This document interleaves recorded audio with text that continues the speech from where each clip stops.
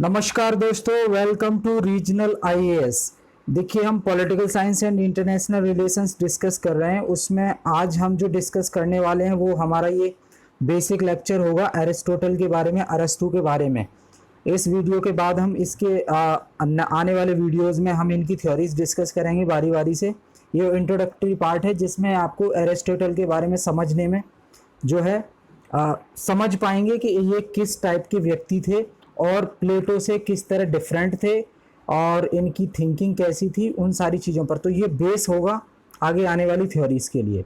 तो देखिए, वीडियो शुरू करने से पहले मैं आपको बता देता हूँ कि इससे पहले हम ऑलरेडी जो है प्लेटो के बारे में कंप्लीट डिटेल में डिस्कस कर चुके हैं। 7 से 8 वीडियोस हम उस पर अपलोड कर चुके हैं। आप उन्हें देखिए, क्योंकि अगर प्लेटो अगर समझ में नहीं आया आपको, अगर उसको पढ़ा नहीं प्लेटो को, तो आप एरिस्टोटल समझ नहीं पाएंगे, क्योंकि ये जो थिंकर्स हैं, फिलोसोफर हैं, एक दूसरे से लिंक होते हैं। ठीक है, तो मैं रिक्वेस्ट करूंगा कि आप जाके उन वीडियोस को पहले देख लें, फिर इसको देखें। ठीक है, तो देखिए, एरिस्टोटल के बारे में बता देता हूँ। जिस तरह प्लेटो की एक फेमस बुक थी द रिपब्लिक, और स्टेट्समैन भी थी और लॉज भी थी, द लॉज, इसी तरह से एरिस्टोटल की फेमस बुक होगी पॉलिटिक्स। ठीक है, और इन्हें जो है फादर ऑफ पॉलिटिकल साइंस भी कहा जाता है। ठीक है, तो देख लेते हैं क्या है इस वीडियो में, क्या हमें डिस्कस करना है। तो देखिए, जो एरिस्टोटल का जो जन्म है वो 384 बीसी से 322 बीसी के बीच माना जाता है। इंट्रोडक्टरी के तौर पर बात करें हम इनके बारे में, तो इन्हें फादर ऑफ पॉलिटिकल साइंस कहा जाता है, और जो है father of comparative government and politics भी कहा जाता है। तुलनात्मक राजनीति का फादर भी कहा जाता है, और पॉलिटिकल साइंस का भी फादर कहा जाता है। क्यों कहा जाता है, इसका जवाब आपको इनकी आने वाली थ्योरीज में मिलेगा। ठीक है, ही हैज स्टडीड 158 कॉन्स्टिट्यूशंस।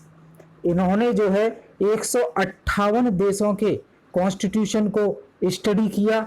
उसके बाद इन्होंने अपनी खुद की थ्योरी दी।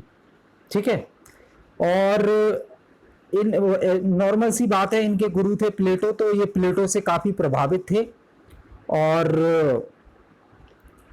प्लेटो से किन्हीं किन्हीं बातों के लेकर जो है उनकी आलोचना भी की है इन्होंने, एरिस्टोटल ने। जैसे कि जो प्लेटो हैं वो पूर्णतः आइडियलिज्म में बिलीव करते हैं, जबकि जो एरिस्टोटल हैं वो रियलिज्म में बिलीव करते हैं, यथार्थवाद में बिलीव करते हैं। और जो प्लेटो हैं वो आदर्शवाद में बिलीव करते हैं, आइडियलिज्म में बिलीव करते हैं। और जो है he was also influenced by his father who was a physician, और ये अपने पिताजी से भी इन्फ्लुएंस थे जो कि एक फिजिशियन थे। ठीक है, और इन्होंने ही applied the method of biology और biology classification in political studies, और इन्होंने जो है बायोलॉजी क्लासिफिकेशन के मेथड्स को पॉलिटिकल स्टडीज़ में जो है अप्लाई किया। ठीक है, जैसे मैंने आपको बताया, इनकी मोस्ट फेमस बुक है पॉलिटिक्स, और प्लेटो की जो रिपब्लिक है, Plato's Republic is encyclopedic in contest, whereas Aristotle politics deals with politics and government. ठीक है, और the country whose political culture comes nearest to Aristotle is Britain। जो culture Aristotle का देखा जाता है वो ब्रिटेन में देखा जाता है। Aristotle can be considered as a conservative. ये भी हम डिस्कस करेंगे कि एरिस्टोटल को कंजर्वेटिव क्यों कहते हैं, कंजर्वेटिव नेचर। ठीक है, conservatives prefer to preserve customs and traditions. ठीक है, अपनी जो है जो कस्टम्स और ट्रेडिशंस होते हैं उन्हीं के इर्द गिर्द अपने दिमाग को घुमाना, ज़्यादा बातें ना करना, तो वो प्रिजर्वेंस और जो कंजर्वेटिव नेचर के थे ये, वो हम थ्योरी में डिस्कस करेंगे। ठीक है, अब perspective of Aristotle as a thinker, तो unlike Plato who believes that ruling class require a specific knowledge, Aristotle believes that ruling class does requires common sense. According to him, it is more important to be worldly wise rather than wise in the world of ideas। देखिए, इसका मतलब क्या है कि प्लेटो की तरह, जो कि रूलिंग क्लास के लिए एक स्पेसिफिक नॉलेज की बात करता था प्लेटो, वहीं एरिस्टोटल क्या कहते हैं कि रूलिंग क्लास को नॉलेज नहीं, कॉमन सेंस होना चाहिए। ठीक है, और एरिस्टोटल के अकॉर्डिंग एक व्यक्ति को वर्ल्डली वाइज होना चाहिए। एरिस्टोटल के हिसाब से एक व्यक्ति को वर्ल्डली वाइज होना चाहिए, ना कि वर्ल्डली वाइज। देखिए WORLDLY, वर्ल्डली मतलब उसे पूरे विश्व का पॉलिटिक्स का और उसका नॉलेज होना चाहिए, शासन चलाने का सारी जानकारी उसके पास होनी चाहिए, प्रैक्टिकल नॉलेज। और वर्ल्डली मतलब नॉलेज शब्द। तो एरिस्टोटल कहता है कि किसी व्यक्ति को जो है वर्ल्डली वाइज होना चाहिए, ना कि वर्ल्डली वाइज, जबकि प्लेटो कहता है वर्ल्डली वाइज होना चाहिए। ठीक है, देखिए Aristotle does not reject the world of matter. According to Aristotle the world of ideas is not independent of matter, rather ideas are inherent in matter. We cannot outrightly reject the knowledge of this world which we gain through the use of sensation। देखिए Aristotle कहते हैं कि जो sensation के माध्यम से जो हमें नॉलेज मिली है, हम उसको एकदम रिजेक्ट नहीं कर सकते। ठीक है, और एरिस्टोटल बिलीव करते हैं मिडिल पाथ में। मिडिल पाथ समझते हैं ना, कि एक प्रॉब्लम को सॉल्व करने का एक ये तरीका हो सकता है, एक ये तरीका हो सकता है। तो middle path in the sense, चलो इसमें से भी कुछ चीज़ें इस्तेमाल कर लो इस प्रॉब्लम को सॉल्व करने के लिए, और दूसरे वाले तरीके में से भी कुछ चीज़ें इस्तेमाल कर लो। तो मिडिल पाथ में चलना, समझ रहे हैं? गौतम बुद्धा का भी एक रूल है, middle path, believe in middle path.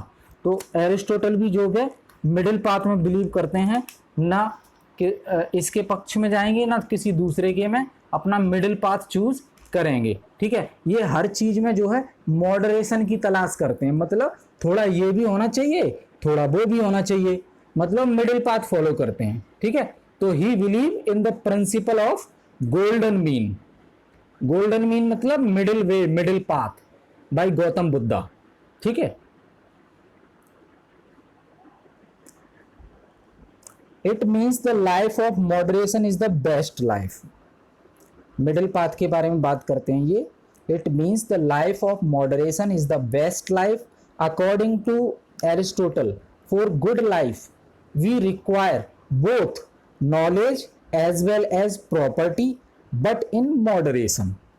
मतलब ना ज़्यादा होनी चाहिए प्रॉपर्टी, ना कम होनी चाहिए, एक मॉडरेटली होना चाहिए, मिडिल पाथ। ठीक है ना, तो इनके अनुसार जो है अच्छी लाइफ जीने के लिए केवल नॉलेज ही नहीं, नॉलेज के साथ प्रॉपर्टी भी होनी चाहिए, लेकिन वो ना ज़्यादा होनी चाहिए, ना एक लिमिट से ज़्यादा होनी चाहिए, ना एक लिमिट से कम होनी चाहिए। ठीक है, if Aristotle is for moderation, Plato's for perfection. और प्लेटो हमेशा परफेक्शन की तलाश में लगा रहता था, बेस्ट, और एरिस्टोटल मॉडरेशन में। ठीक है, if Plato's idealistic then Aristotle is practical, pragmatic. Plato जो है आइडियलिज्म की बातें करता था, एरिस्टोटल जो है रियलिज्म की। हालांकि कुछ चीजें प्लेटो की भी फॉलो की हैं एरिस्टोटल ने, क्योंकि शिष्य थे एरिस्टोटल प्लेटो के। ठीक है, if Plato thinks about the best, Aristotle talks about the best practicable.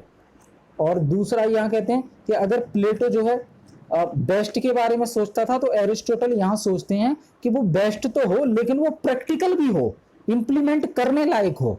ठीक है, तो Aristotle is functionalist. Functionalist are those who understand the functional utility of any institutions and so they would not abolish it। ठीक है, ये functional, जो functional utility है institution की, उसको समझने में विश्वास करते थे, ना कि बड़ी बड़ी बातें करने में आगे की। ठीक है, Aristotle belongs to the school of teleology. Teleology means destiny. According to teleology, nature has a specific design for every and every person moves towards its natural destination. ये कहते हैं टेलीलॉजी के हिसाब से कि हर मनुष्य के लिए नेचर ने एक अलग डिज़ाइन रखी है और उसी डिज़ाइन में वो मनुष्य जो है आगे फॉरवर्ड करता है नेचुरल डेस्टिनेशन की तरफ। अब हम कंपैरिजन करते हैं प्लेटो और एरिस्टोटल के बीच में, ठीक है। तो देखिए प्लेटो जो है यूटोपियन टाइप का बंदा था, मतलब ख्याली पुलाव पकाने वाला, बड़ी बड़ी बातें। Where is Aristotle is practical, ठीक है, और एरिस्टोटल बिल्कुल प्रैक्टिकल बातें करता है। Plato believes in perfect whereas Aristotle believe in moderation. और प्लेटो जो है परफेक्शन में बिलीव करता था कि जो कुछ हो ना एकदम परफेक्ट हो, और लेकिन जो एरिस्टोटल है वो मॉडरेशन में बिलीव करता है कि ना ज़्यादा बुरा हो ना ज़्यादा अच्छा हो, लेकिन मिडिल तो होना चाहिए, बीच का तो होना चाहिए, मिडिल वे में होना चाहिए, मिडिल पाथ को फॉलो करते हैं ये। प्लेटो इज रेडिकल, मतलब विरोधाभास वाली बातें। Aristotle is conservative, Plato is extremist, Aristotle believes in golden mean, ठीक है। गोल्डन मीन मतलब मिडिल पाथ। अब देखिए आगे आने वाले वीडियोज में हम एरिस्टोटल की थ्योरीज पढ़ेंगे। इसमें इनकी थ्योरीज है थ्योरी ऑफ स्टेट, राज्य कैसा होना चाहिए वो इन्होंने बताया है। और देखिए इन्होंने 158 देशों के संविधान का अध्ययन किया है, उसके बाद अपना संविधान दिया इन्होंने। तो इनकी जो है आगे हम थ्योरी ऑफ कॉन्स्टिट्यूशन भी पढ़ेंगे, बहुत इंपॉर्टेंट है। तो थ्योरी ऑफ स्टेट हो गया, थ्योरी ऑफ कॉन्स्टिट्यूशन पढ़ेंगे, theory of citizenship, theory of property, theory of slavery, दास प्रथा, theory of law, theory of revolution, क्रांति संबंधी विचार, और थ्योरी ऑफ जस्टिस संबंधी विचार, ठीक है। तो गाइज ये हम थोड़ा इंट्रोडक्शन डिस्कस किया था प्लेटो के बारे में, जिससे आगे हम जो थ्योरी डिस्कस करने वाले हैं थोड़ा सा बेस आपका बन जाए। और ये मैं फिर रिक्वेस्ट कर रहा हूँ आपसे कि अगर थिंकर्स और पॉलिटिकल थॉट्स को आप अच्छे से समझना चाहते हैं तो इन्हें शुरुआत से स्टडी कीजिए, मतलब प्लेटो के बारे में जाइए, डिस्कस देखिए वीडियोस हमारे, उन्हीं के अंदर प्लेटो के साथ साथ ही हम जो प्लेटो के गुरु थे सुकरात, उनको भी साथ ही साथ डिस्कस किया है। और सुकरात से ही जो है ये थॉट्स स्टार्ट होते हैं, तो शुरुआत से देखना जरूरी है, तभी आपको आगे सारी चीज़ें समझ में आएंगी, ठीक है। तो इस वीडियो को हम यहीं समाप्त करते हैं, मिलते हैं अगले वीडियो में एक और नए टॉपिक के साथ। बहुत बहुत धन्यवाद।